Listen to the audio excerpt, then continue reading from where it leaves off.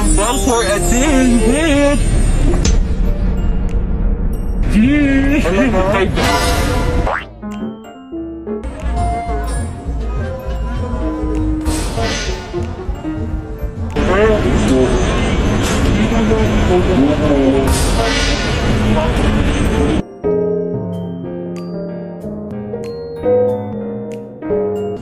Tingnan niyo ako dito.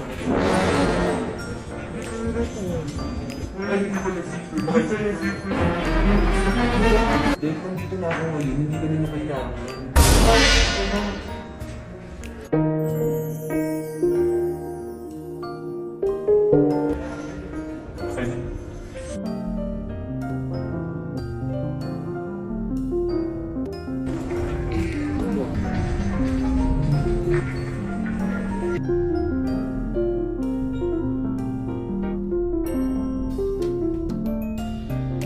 Bilisan mo.